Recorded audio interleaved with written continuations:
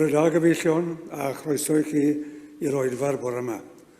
A croeso hefyd i'r rhai sy'n ymuno gyda ni ar Zoom. Pleser o'r mwyaf bore yma yw cael estyn croeso cynnes iawn i'n gweinidog gwadd ni, y Parch Glyn Tudwal Jones o Gaerdydd. Croeso mawr i chi. Sul nesaf, oedfaon fel arfer, yma am 9:10 y bore ac am Porthcawl am 11:15 ar ddwy oedfa o dan ofal ein gweinidog. Dwi wedi cael nid un ond 2 hysbyseb am glwb cynio'r bechgyn. Mae clwb cynio'r bechgyn yn ail ddechrau ar ôl Covid ar ddydd Iau, Ebrill y 19 am 9:10 yng nghlwb golf y grof Porthcawl. Os ych chi am ddod, newch chi roi gwybod naill ai i Iwan Gai a croeso cynnes i aelodau hen a newydd, neu i allwch chi lenwi'r ffurflen yn y cyntedd a roi henw fyna a bydd dim meddwl bod Janet yn codi fe i fynd at Robin. A dyna'r coeddiadau chi am y bore yma. A heblaw un peth arall, pererindod yr ofalaeth. Sadwrn, Mehefin yn 9 ar 20, mae'r ffurflen yn y cyntedd eto i chi gael torri henw os ydych chi am ddod. Ac yn awr fydd erbyn yr offrwm. Diolch yn fawr.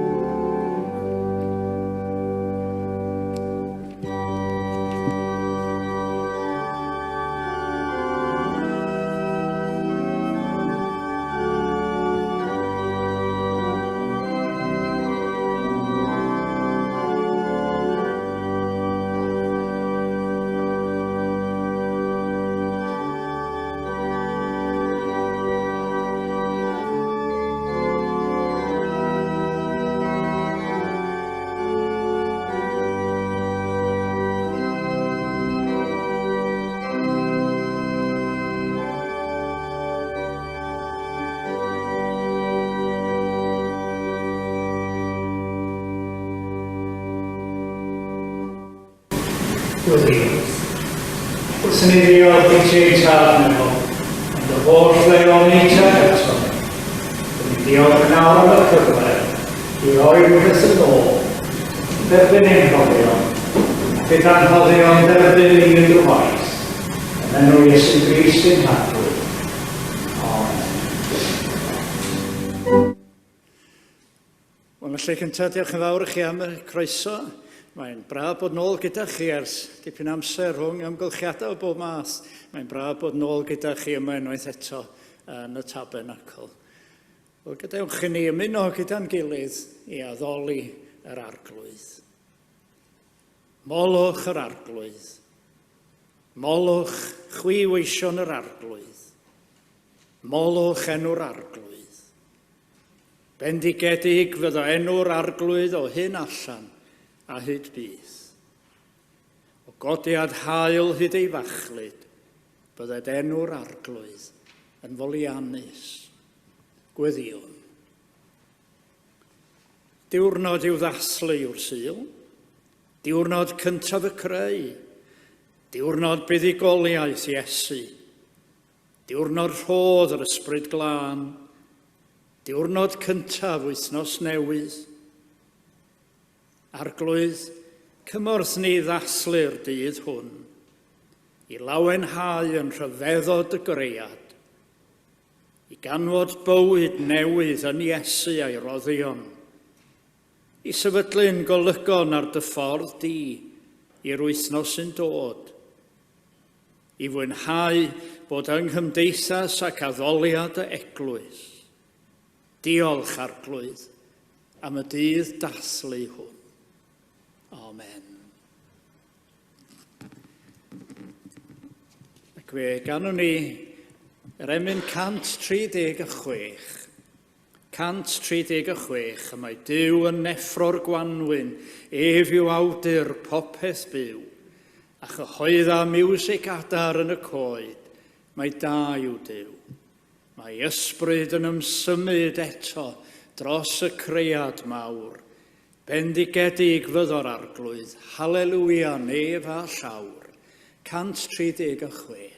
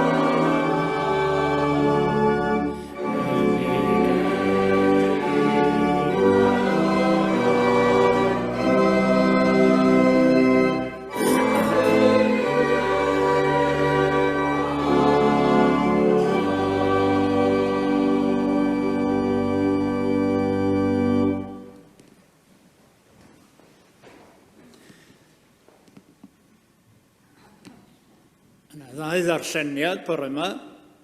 Mae'r cyntaf olef Deuteronomium ac yna chydig adnodau o'r bregaeth ar y mynydd. A'r thema sy'n cysylltu'r ddau ddarlleniad ydy'r gair dewis. Dewis. Mae'r darlleniad cyntaf felly o'r 10 bennod ar 20 olef Deuteronomium. Pan fydd yr holl bethau hyn wedi digwydd i ti, a tithau'n dwyn ar gof i ti dy hun, ymysg yr holl genhedloedd y gyrodd yr arglwydd y dduw di atynt, y dewis a rodd oes i ti, rhwng bendith a melltith. Os byddai'n troi yn ôl at yr arglwydd y dduw, as holl galon ac as holl enaid, a thi, as blant yn gwrando ar ei lais, yn union fel yr wyf yn gorchymyn i ti heddiw, yna bydd yr arglwydd y dduw yn adfer llwyddiant i ti ac yn tosturio wrthyt, ac yn dy gasglu eto o blith yr holl genhedloedd y gwasgarodd di ynddynt. Pe byddait wedi dyrru i'r cwr pellaf dan y nef, byddai'r arglwydd y dduw yn dy gasglu ac yn dy gymryd oddi yno. Nid yw'r hyn yr wyf yn ei orchymyn i ti heddiw yn rhy anodd i ti, nac allan wrth gyrraedd. Nid rhywbeth yn y nefoedd yw i ti ddweud, pwy a i fyny'r nefoedd ar ein rhan, a dod ag ef i ni, a dweud wrthym beth ydyw, mwyn i allw i wneud.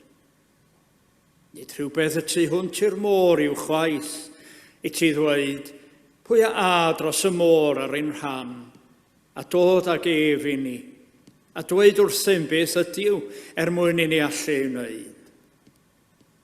Yma'r gair yn agos iawn atat, y mae yn dy enau ac yn dy galon mwyn i ti wneud. Edrych, yr wyf am roi'r dewis i ti heddiw, rhwng bywyd a marwolaeth, rhwng daioni a drygioni. Oherwydd rwyf i heddiw yn gorchymyn i ti garu yr arglwydd y dduw, a'r hodion ei ffyrdd, a chadw i orchmynion ei reolau a'i ddeddfau, yna bydd i fyw, a chi amlhau, a bydd yr arglwydd y dduw yn dy fendisio yn y wlad yr wyt ti'n mynd i mewn iddi i'w meddiannu.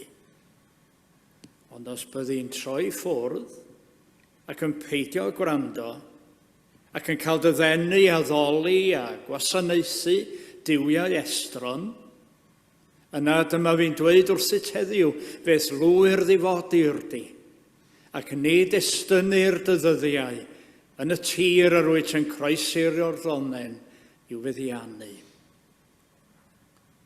Yr wyf yn galw'r nef a'r ddeiar yn dystion yn derbyn heddiw, i mi roi'r dewis i ti, rhwng bywyd ac angau, rhwng bendith a melldydd. Dewis dithau fywyd mwyn i ti fyw tydi a ddisgynyddion gan garu'r arglwydd y dduw a gwrando ar ei lais, a glynu wrtho, oherwydd ef yw dy fywyd, ac ef fydd yn estyn dy ddyddiau, i ti cael byw yn y tir yr addawodd yr arglwydd i'th dadau, Abraham, Isaac a Jacob, a byddai'n ei roi iddynt. Ac yno o'r 7th bennod o'r Efengil yn ôl Mathew. Ewch chi mewn trwy'r porth cyfing, oherwydd llydan yw'r porth, ac eang yw'r ffordd sy'n arwain i ddistryw, a llawer yw'r rhai sy'n mynd ar hyd ddi. Ond cyfing yw'r porth, a chul yw'r ffordd sy'n arwain i fywyd, ac ychydig yw'r rhai sy'n ei chael. Carhosai bendith Duw ar y darllen yna yn ei air sanctaidd.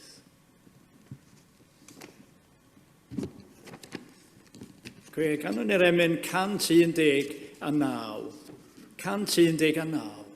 Dyw'n darpar o hyd at raid dynol rhyw, yw'n cysur i gyd a'n cymorth i ddiw.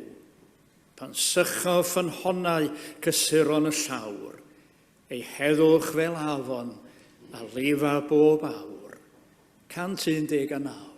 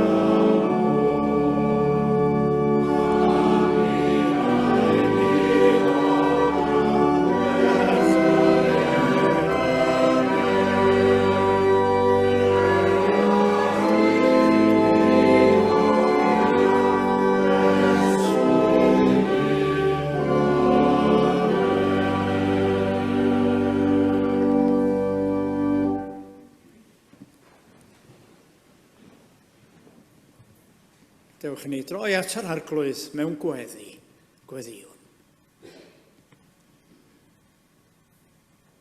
O Dduw ein Tad, yn ni'n diolch i ti y bore mor newydd a bore Sul fel hyn, am gyfle i ddaddoli di a hynny yng nghwmni, dy holl deulu yn y nef ac ar y ddaear.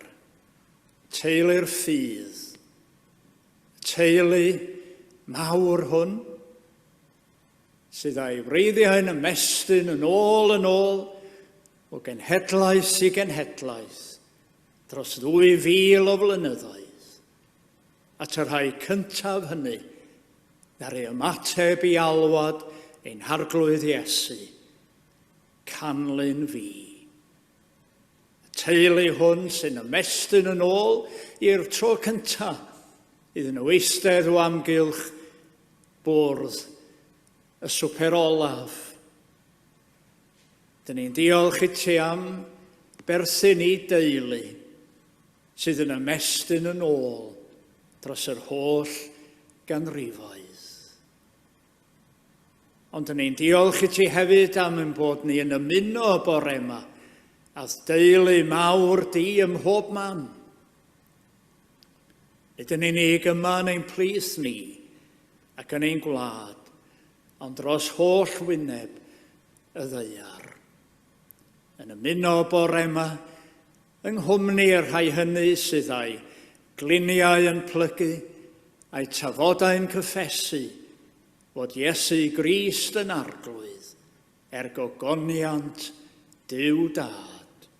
Pob iaith, pob cenedl, pob hil, y rhai hynny sydd fel ninnau yma, wedi dod at ei gilydd i ddaddoli di yn enw Iesu Grist. Yda nhw arglwydd yn un, mawrygyn braint y bore yma o gael bod yn rhan o deulu'r ffydd, teulu ein harglwydd a'n gwaredwr Iesu Grist, teulu yr eglwys Gristnogol. Wrth i ni feddwl am y teulu hwn, wrth i ni feddwl am eglwys Iesu Grist, dyn ni'n diolch i ti am eich enhadaeth, am y rhai hynny ar draws y canrifoedd sydd wedi mentro ymhell ac agos i bregethu'r Efengyl, i deunu'r newydd da am Iesu Grist. Ac yr rhyfeddu yn wir at lwyddiant y genhadaeth honno ym mhob oes. Am y modd yma'r cwmni bychan hwnnw ar y dechrau wedi tyfu bellach yn filiynau o ddilynwyr i'n harglwydd Iesu. A dyn ni'n cyflwyno i ti heddiw, y rhai hynny ym mhob man, ymhell ac agos, sydd yn cyhoeddi'r Efengyl.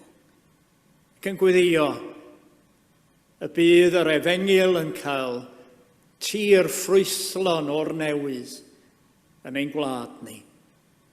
Dyn ni sylweddoli o arglwydd ein bod ni yn ymwybodol o'n gwendid a'n llesgedd yma yng Nghymru. Dyn ni'n ymwybodol iawn o lwyddiant parhaus dy eglwys di mewn llawer rhan o'r byd heddiw. A dyn ni'n diolch i ti hefyd am ei thystiolaeth i.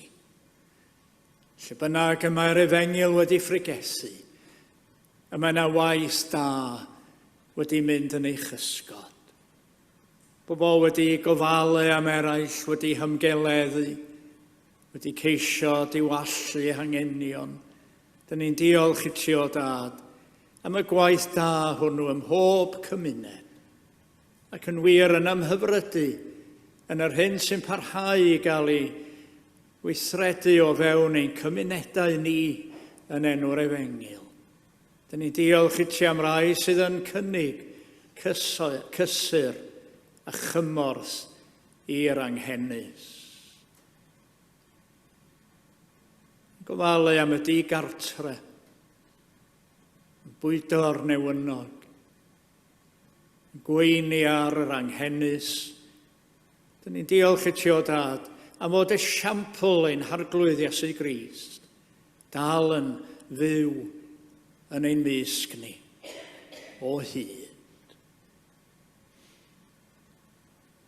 Ac wrth i ni feddwl am deulu'r ffydd, dyn ni'n cofio hefyd o Dad am rai sydd yn cael ei herlyd yn enw'r Efengil heddiw mewn llawer iawn iawn o wledydd, sawl rhan o'n byd ni. Y mae yna rai sy'n dioddef am ei ffydd, yn cyfarfod fel ninnau yma, ond yn gwneud hynny dan gysgod erledigaeth a bygythiad parhaus. Dyn ni'n rhyfeddu at ei dewrderau, dyfal barhad nhw arglwydd, cyn gweddio bod ei di yn dal i'w cynnal a'i nerthu.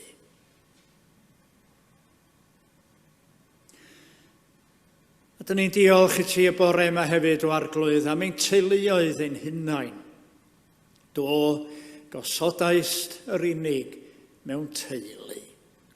Diolch i ti am deulu a chyfeillion, am bawb sydd yn cynnal ein breichiau ni ac yn gymorth i ni o ddydd i ddydd. Yn arbennig felly weithiau pan o pethau yn anodd.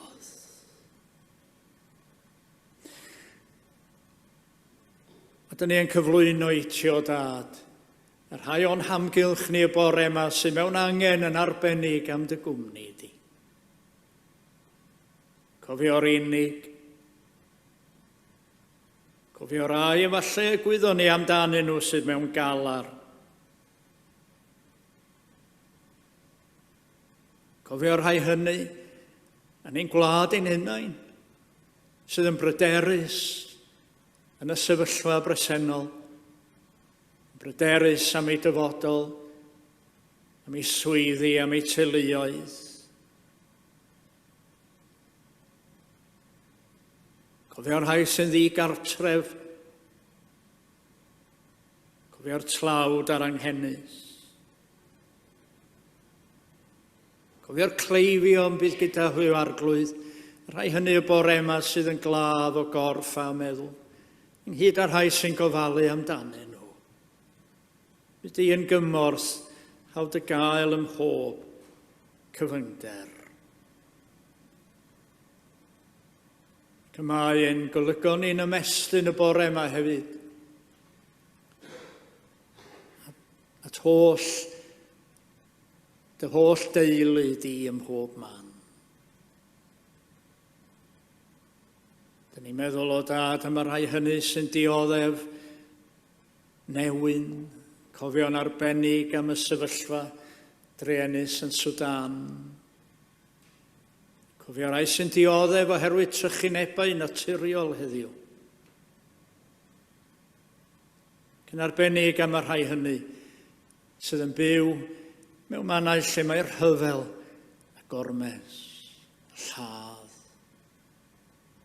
Cofio mae'r rhai sy'n dioddef yn ddiniwed o arglwydd yn Wcrain. Cofio'r sefyllfa fregus yn y dwyrain canol, yn Israel, yn Gaza, yn wyneb pob bygythiad. Feddwl am yr hyn a ddigwyddo neithiwr. Ac o feddwl am dioddefaint ymysg y Palestiniaid. Dyn ni cyflwyno'n byd i ti o arglwydd.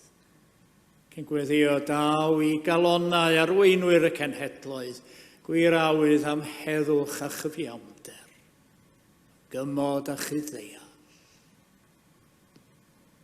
Cyn olaf o arglwydd yn ni'n dod gan geisio dy fyddeiant am ein holl ffeileddau ninnau. Yr wyt ti yn ein hadnabod, yn gwybod am ein diffygion i gyd, cymerni y bore yma yn dy fyddeiant. Mi bod ni'n gofyn y cyfan yn enw ac yn heiddiant sy'n harglwydd a'n gwaredwr Iesu Grist, a'n dysgodd ni yn un teulu i weddio. Ein tad, yr hwnnwyd yn y nefoedd, sancteiddiau'r dy enw, deled y deyrnas, gwneler diwyllus, begys yn y nef, felly ar y ddeiar hefyd. Dyroi ni heddiw ein bara binyddiol, a maddau ni'n dyledion, fel y myddwn ni'n ein dyledwyr, ac nac arwain ni brofedigaeth, eithir gwared ni rhag drwg, cynnes eiddo tiw y deyrnas, a'r ners a'r gogoniant, yn oes eisoedd. Amen.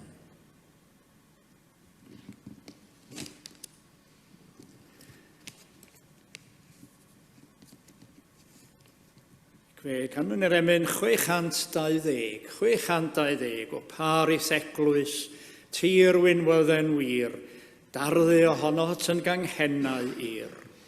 A lliwed drwm nid y rasol nodd, nes i ni ffrwytho'n felys wrth dy fodd. 620.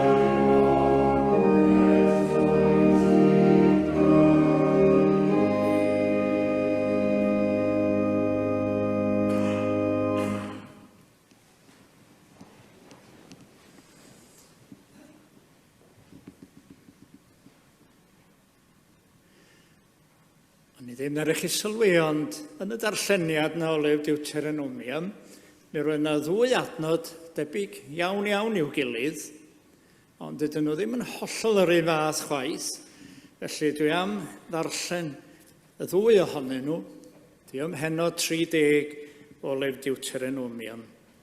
Adnod 15 i ddechrau. Edrych rwyf am roi'r dewis i ti heddiw rhwng bywyd a marwolaeth, rhwng daioni a drygioni. Ac yna'r bedwaredd adnod ar 15, a rwyf yn galw'r nef ar ddeiar yn dystion yn derbyn heddiw, i mi roi'r dewis i ti rhwng bywyd ac angau, rhwng bendith a melldydd. Dewis dithau fywyd. Dewis dithau fywyd. Dyn ni newydd fod yn dathlu gwyl y Pasg yn do. A chydig, wrth gwrs, chydig ddyddiau cyn hynny wedi bod yn dwyn i gof rai o ddigwyddiadau yr wythnos fawr a dydd Gwener y Groglith. Ac ymhlith y digwyddiadau hynny buon ni cofio, mi roedd na'r olygfa honno'n Jerusalem a Pontius Pilate yn rhoi dewis i'r bobl.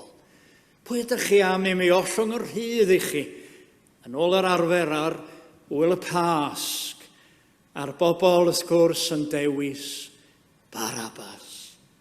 Barabas, treisgar, mae'n debyg. Wel, beth am hwn, medda Pilate, na naeth ddim drwg gan neb erioed.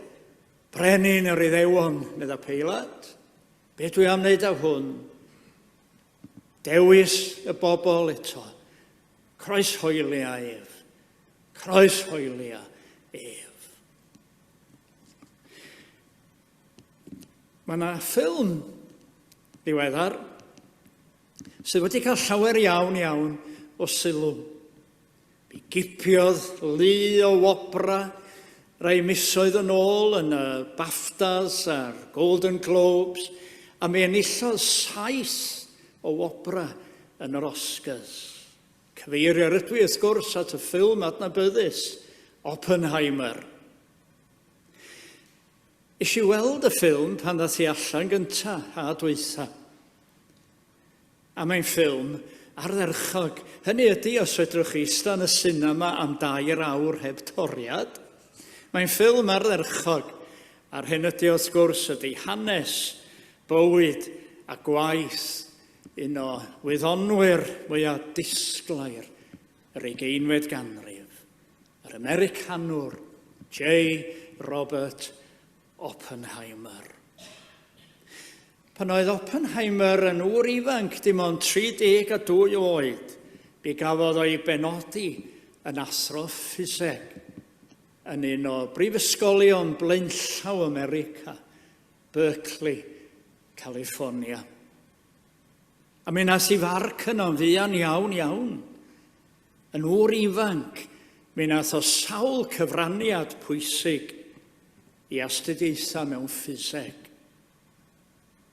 Mi dod o dir newydd gydag ambell gyfraniad cwbl arloesol.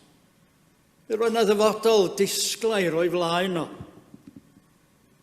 Ond mi geith i enw wrth gwrs i gysylltu am byth a'r peth mwyaf dychrynllyd allai erioed fod wedi i ddyfeisio, sef y bom atomig cyntaf.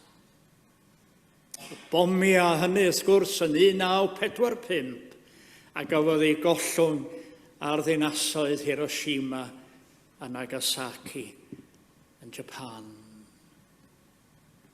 Oedd Oppenheimer wedi gwylio'r profion mewn anialwch yn New Mexico. Oedd yn gwybod yn iawn ar hyn oedd yn digwydd yn Japan erbyn 1945. Oedd e wedi gweld y cwmwl fel madarch. Oedd wedi gweld y golad disglair llachar ac fe wyddai wrth gwrs am y ffrwydradau a fyddai'n dilyn. Ac wrth iddo feddwl am hynny a'i canlyniadau erchyll. Dyma chi beth wedodd Oppenheimer.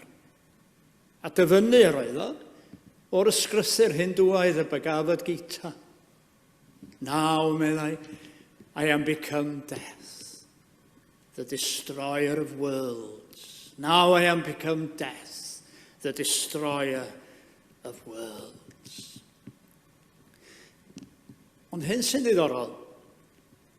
Ar ôl yr rhyfel, mi benderfynodd Llywodraeth America byddwn nhw'n mynd yn ei blaenau rwan i ddatblygu bom arall, bom hydrogen y tro yma, ac wrth gwrs y dyn iddyn nhw feddwl yn naturiol amdano i arwain y prosiect yma eto Oedd Oppenheimer ynddo. A mi wrthododd o. Mi wrthododd Oppenheimer gydweithio o gwbl ar y prosiect. Mi benderfynodd yn lle hynny fod am droi ei sylw at waith y Cenhedloedd Unedig. Mi gafodd y Cenhedloedd Unedig i sefydlu'n dod union ar ôl yr rhyfel. A mi roedd am lobio dros waith y Cenhedloedd Unedig. Oedd wedi newid ei feddwl. Oedd wedi sylweddoli gamgymeriad. A mi welodd o un peth, ac oedd o'n llygad i le yn hyn, mi welodd mor bwysig fyddai atal ras arfau rhwng y dwyrain a'r gorllewin. Wel, gweitha'r modd, yn arbennig ebyn y bore yma, dyn ni'n byw yn agosach fyth yn dydan at ganlyniadau hwnna'n dydan. Wel, mi gafodd Oppenheimer i ddiarddel. Yr awdurdodau gwleidyddol ddim eisiau'n byd mwy wneud efo. Ac yn sicr doedd yr awdurdodau y militaraidd ddim. Mi syrthiodd allan o ffafr gyda'r boblogaeth yn America. A na chi stori Oppenheimer. Camp ar hemp. Ffisegydd ifanc galluog yn difaru ar hyn oedd o wedi greu. Mi welodd o'n do fod y gost mewn bywydau wedi bod yn arswydus. A mi welodd effeithiau ymbelydredd ar bobl, a mae'n parhau hyd heddiw, ar yr amgylchedd, ar y tir, ar bopeth. Mi ddeallodd hwnna i gyd nes ymlaen, ond allai o ddim daddyfeisio yr anghenfil yma, bwystfil yma dda wedi creu. Allwch chi ddim dadgreu rhywbeth ydych chi wedi creu, na fedrwch. Oedd o'n rhy hwyr. Oedd wedi gwneud ei ddewis. Yr wyf yn galw'r nef ar ddeiar yn dystion yn derbyn heddiw, i mi roi'r dewis i ti rhwng bywyd ac angau, rhwng bendith a melltith, a mi ddewisodd o angau a melltith yn do. A dyna fo chi'n de, mewn bywyd. Yn hanes ni gyd, dyn ni'n bobl sy'n gorau wynebu dewisiadau yn gyson o ddydd i ddydd yn dydan. Ac fe wyddon ni hefyd wrth gwrs fod i bob dewis i ganlyniadau, da neu drwg. I ni jyst roi yr adnodau yma o Deuteronomium yn ei cyd-destun am munud. Mae'n llyfr ddigon diarth yn dydi. Dyn ni yma ar ddiwedd cyfnod blynyddoedd, 20 mlynedd y genedl yn crwydro yn yr anialwch. A'r rhybydd i'r adnodau yma, byddwch yn ffyddlon i ddew, byw bywyd moesol da, oherwydd felly byddwch chi'n llwyddo, felly cewch chi fwynhau bendith yr arglwydd. Ond, medda'r awdur, os byddwch chi'n anffyddlon, os byddwch chi'n anufudd, yna difodiant fydd yn eich aros. Dewis, dithau, fywyd, felly. Ac wrth feddwl, ar hyd y llinellau yma, ar anharo i chi, gymaint o gymeriadau amlwg y Beibl sydd yn gorfod gwneud dewis. Dewis, go bwysig. Allwn ni fynd yn ôl yn gallan at hanes cynnar y genedl, at Abram ei hun. Abram yn cael ei alw yn dydy, i adael ei bobl, i cael deiaid, i adael ei wlad i adael popeth oedd yn gyfarwydd iddo mewn bywyd, a mynd i'r wlad yr oedd Duw am ei alw iddi hi. Mynd dim ond ar air Duw.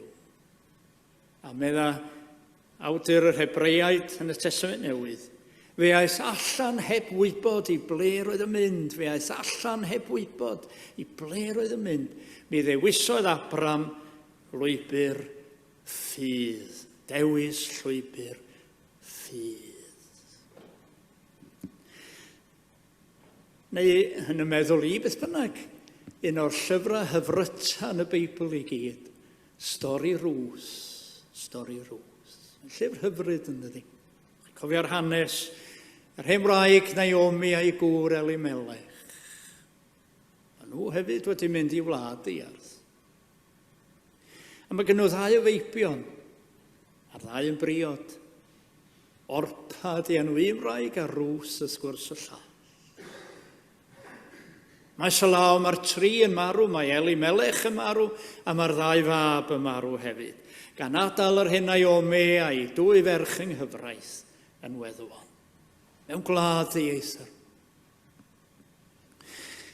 A mae Naomi yn troi at y merched ac yn dweud wrthyn nhw, clywch meddai, dych chi'n ifanc, fedrwch chi'n neud bywyd newydd i chi'ch hun.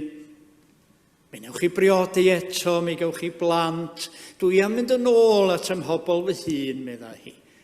Na nhw ofalu amdanau, na nhw ffys ohonau pan ai nôl, fyddai'n iawn, ewch chi eich ffordd hunin. A dyna mae Orpa yn gwneud. A ddech chi'n cofio ateb Rws. I ble bynnag yr ei di, fe a finnau. Am lle bynnag y byddi di'n aros, fe arhosa finnau. Dy bobl di fydd fy mhobl i, a dduw di fy nyw unau. Dewis llwybr ffyddlondeb, a naeth Rws yn de, llwybr ffyddlondeb. A dyn ni newydd fod yn cofio rwan yn dod hanes am Iesu yn ei wewyr meddwl ar fynydd yr olewys. Gwybod yr hyn oedd yn ei aros i lawr yn Jerusalem. Ac yn gweddio ar ei dad yn dydy, gad i'r cwpan hwn fynd heibio. Ond meddai wedyn, ond gwneler dewyllus di, nid fewyllus i. Dewis llwybr i fuddod ar Iesu, llwybr i fuddod. A dyn ni'na hefyd yn dydyn, ni'na hefyd bob dydd o'n hoes yn gorfod dewis y ffordd yma neu'r ffordd arall ac ystyried canlyniadau'n dewis. Mae Iago yn dweud wrthyn ni fel hyn, dewis dy eiriau yn ofalus, meddai. Dewis dy eiriau. Cyngor does yn ei gyd yn de. Ac un o'r darlun ofnadwy na'n does Iago, tân yw'r tafod, meddai, yn llawn o wenwyn marwol. Felly ni ddewis yn geiriau'n gallan i fod yn garedig neu i beri loes i rywun. Dewis dy eiriau'n ofalus, meddai Iago. Ac yn ameg y talentau yma Iesu'n gosod dewis o'n blaenau ni'n dydy. Allan ni ddewis cadw ein doniau, ein talentau ni'n hunain. Neu fe allan ni defnyddio nhw er lles pobl eraill. A phan fydd galw arno ni yma yng gwasanaeth eglwys Iesu Grist. Allan ni ddewis cadw ein doniau ni'n hunain. Neu defnyddio nhw er lles eraill. Ac yn ameg y Samaria Trigarog, mae Iesu'n dweud wrtho ni'n dydy, i fod yn ofalus, sut ydyn ni'n dewis treulio'n hamser. Ia'n hamser prin, yn hamser prin. A phan welodd yr offeiriad a'r lefiad y creadur yn agorwedd ar fin y ffordd. O, nhw'n bobl brysur yn doedden, oedd ei hamser nhw'n brin. Debyg ydy bod nhw ar ei ffordd i Jerusalem eisiau bod mewn gwasanaeth ebyn rhyw amser o'r enw fynd. Dyna i dewis nhw. Ond fel arall y dewisodd y Samariad yn de. Plyg y Samaritan medda Waldo. Ni bia'r dewis. Ydy ma'n hamser ni'n brin weithiau. Sut i'w ddefnyddio? Ni bia'r dewis. A thrwy'r bregaeth ar y mynydd.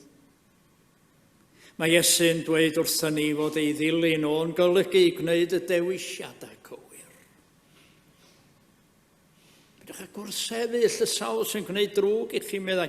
Os bydd rhywun yn daro'r dy foch dde, tro'r llall ato hefyd. Dewis llwybr heddwch. Hwna wyddai'n byd ni bore ma'n de am hwnnw. Dewis llwybr heddwch. Na fydden nhw'n gwrando, clywed, geiriau. Yr unig un da welodd y byd ym erioed.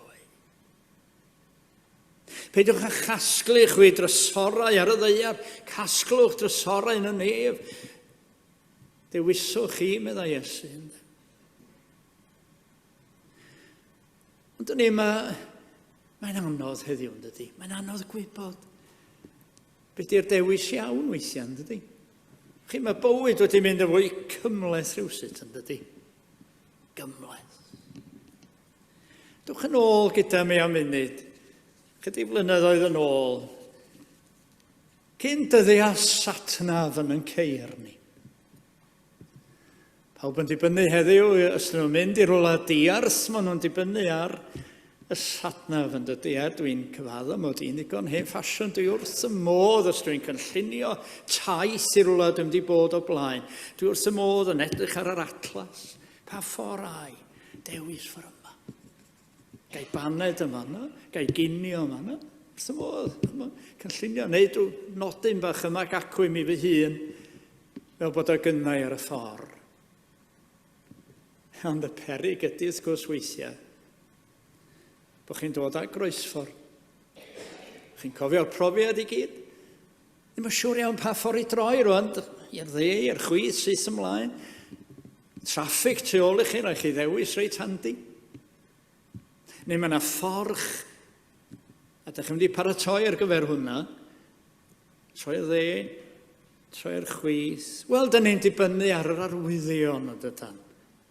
Yr arwyddion, wel iawn, ond pan ddechreuais i nhw weinidogaeth, mi ddechreuais i mewn ardal wledig iawn yn y Ffryn Clwyd, y Gogledd, wrth gwrs. Ac sy'n ydych chi'n cyfarwydd â Dyffryn Clwyd, mae'n fan hardd eithriadol. Ond ar y gwaelod, be maen nhw'n galw'n llawr y dyffryn, mae'n dyffryn eang iawn. Mae yna ffyrdd, fel Sir Benfro, ffyrdd bach, blith drafflith a'i gilydd. Ac os na ydych chi'n siŵr lle ydych chi'n mynd, mae'n hawdd iawn mynd ar goll. A phentrefi bach yma gacw. A felly roedd hi arna i ryw fore Sul, fuan iawn ar ôl i mi symud yno. O'n i'n pregethu mewn rhyw bentre 10 o gloch. Ac i lawr i ganol y ffyrdd yma. A chyn bo hir, o'n i ar goll yn lan, ddim yn siŵr iawn lle o'n i'n mynd. A mi ddysio groesffordd. Meddwn ni, mae'n arwydd yma. Dych chi'n gwybod, yr hyn arwyddion finger post yna, dych chi'n gwybod? Un yn pwyntio fel yna. Ond pan edrychus i arno, mi ddalltais i. Pan rwy'n wedi bod na ymlaen i, wedi droi o. Ac o'n nhw i gyd yn pwyntio ffordd ong yn dda. Ond o drigaredd, o'n i'n medru gweithio allan, wel, dwi'n gwybod bo'r hyl i lawr fanna. A dyna'r arwydd sy'n pwyntio i'r hyl. Ac wrth droi o'n y meddwl, felly wrth droi o'n y meddwl, oedd y lleill wedyn yn disgyn i'w lle yn doeddan. Ond beth felly ydy bywyd heddiw yn de? Mae gymleth, mae gwerthoedd pobl wedi troi, mae moesau, mae popeth arall. Yn wahanol rhywsut yn dydy bywyd yn gymleth a dyn ni'n teimlo ar goll am bell tro. Be ydy'r dewis iawn? Y bardd Alun Llywelyn Williams a ddywedodd, nid yw'r hen fap yn gywir, mae'r ffyrdd yn ddieithr, yr arwyddion hen yn fyd. Lle mae weithiau, y pethau sydd wedi rhoi canllaw ni mewn bywyd. Pethau sydd wedi dangos y ffordd i ni, mae'r arwyddion hen yn fyd, meddwl. Ond yn ni gofio hyn. Mae dilyn Iesu. Nid yn unig yn golygu gwneud y dewisiadau cywir. Ac weithiau dewisiadau sy'n groes i'r hyn y bydden ni'n ei gwneud fel arfer. Y ffordd gul, meddai Iesu'n nid y ffordd eang bob tro. Ond ei eiriau fo, a'i esiampl o, dyna'n harwyddion ni. Esiampl Iesu, geiriau Iesu. A mwy na hynny hefyd, nid yn unig Iesu di'n harwydd ni, ond fod i'r ffordd ynddo. Mae fi yw'r ffordd, meddai Iesu. Mond yn ei ymddiried ynddo fo. Wrth i ni ddilyn, dysgu ymddiried ynddo. Dewis, disau fywyd. Dwi'n gloi gyda cherdd arall. Cerdd y tro yma gan fardd o'r Alban, Kathleen Jamie. Ges i gyfrol o'i gwaith i yn anrhegdolig yn un o'r plant, ond wedi hintio digon bod fi'n licio hi. A dyna ges i'n anrhegdolig y gyfrol yma o'i gwaith i Kathleen Jamie. A mae yna gerddi bach hyfryd yn ni. A dyma chi un oedd wedi tynnu sylw i cyn hynny. Daisies. Daisies. Llygad y dydd, dyn ni gyd yn gwybod am y blodyn bach cyffredin yna, dydyn. Blodyn bach hardd, llygad y dydd, y blodyn sy'n agor i lygaid yn dydy, yn agor i lygaid wrth i'r haul godi. Ac yna, yn eu cau nhw eto, gyda'r machlud. A mae'r bardd yn dychmygu'r blodyn bach yma, yn gofyn iddo'i hun rhyw dro mi nos, wrth gael ei lygaid. Tybed be dwi wedi colli heddiw? Be dwi wedi colli heddiw? A dyna'n stori ni gyd, meddai hi. Never knowing what we miss. Never knowing what we miss. Ac yn fydda'n talu ffordd i chi am hynna hefyd. Ar derfyn dydd ofyn i ni'n hunain. Be dwi wedi colli heddiw? Pa gyfle nes i golli? I aros? Profi gwefr ambell funud? Golygfa eithriadol machlud gwych? Pa gyfle dwi wedi colli? I just aros a phrofi'r wefr?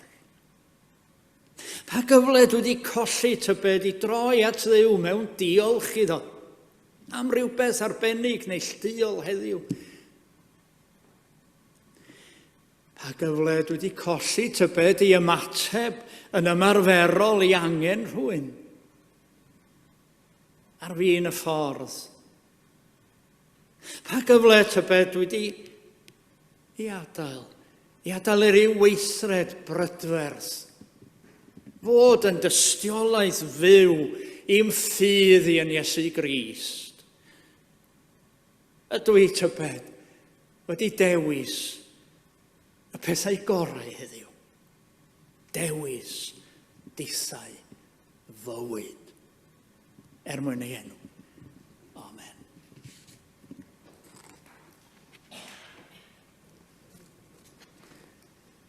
Gyd-derfynu fe gan yn yr emen 303.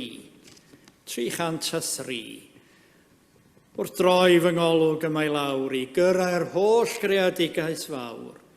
Gwrthrych ni wel fenaid gwan ond Iesu I bwyso arno'n rhan. Dewisau sef ac efo hyd ddewisaf mwy tra bwyn y byd. Can gwynfyddau sy'n mhennau tlawd cael brenin nefoedd I mi'n frawd. 303.